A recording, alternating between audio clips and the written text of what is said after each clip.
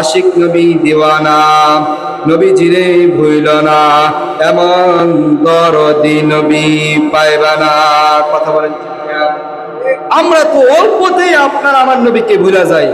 আপনার আমার নবী আপনার আমার জন্য এত কষ্ট করে গেছেন, আর আমি আর আপনি আপনার আমার নবীর জন্য কিছুই করতে পারি না। নবীর আদর্শ দাঁড়িয়ে রাখতে পারি না। কথা বলেন ঠিক কিনা? নবীর আদর্শ জুব্বাও রাখতে পারি না। আল্লাহ নবী সাল্লাল্লাহু আলাইহি সাল্লাম হাদিসের ভিতরে জানায়া দেন, আউয়ালু মা ইউহাসাবু বিহি আল-আবদু ইয়াওমাল কিয়ামাতিস সালাহ।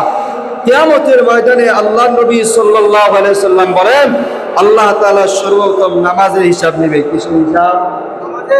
নামাজের হিসাব নেবেন। আল্লাহ রাব্বুল আলামিন কিয়ামতের ভিতরে সর্বপ্রথম নামাজের হিসাব নেবে। আর এই জন্য আল্লাহ নবী সাল্লাল্লাহু আলাইহি সাল্লামের যখন ইন্তেকাল হয়ে যায়, আল্লাহ নবী সাল্লাল্লাহু আলাইহি সাল্লাম যখন মুমূর্ষু অবস্থায়, তখনও আল্লাহ নবী সাল্লাল্লাহু আলাইহি সাল্লামের কয়েক ওয়াক্ত নামাজ কাজা হয়ে যায়। এই জন্য অসুস্থ অনেক বেশি, আল্লাহ নবী সাল্লাল্লাহু আলাইহি সাল্লাম মসজিদে যাইতে পারে না।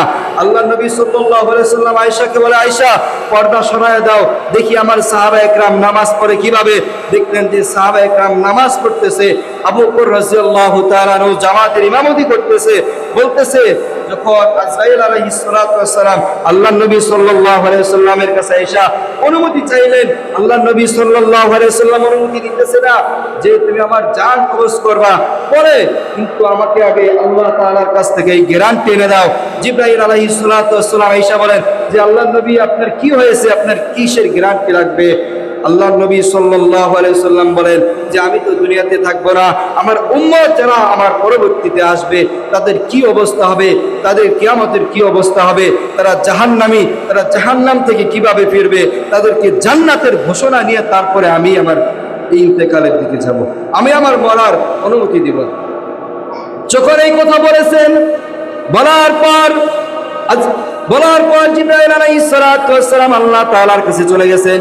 আল্লাহ তাআলার কাছে বলে, ইয়া আল্লাহ, এই কথা বলেছে, বলল আল্লাহ রাব্বুল আলামিন যে সুসংবাদ জানায় দাও, কিয়ামতের ময়দানে আল্লাহ নবী সাল্লাল্লাহু আলাইহি সাল্লাম যার জন্য সুপারিশ করবে তাকেই জান্নাতে দিয়ে দেওয়া হবে।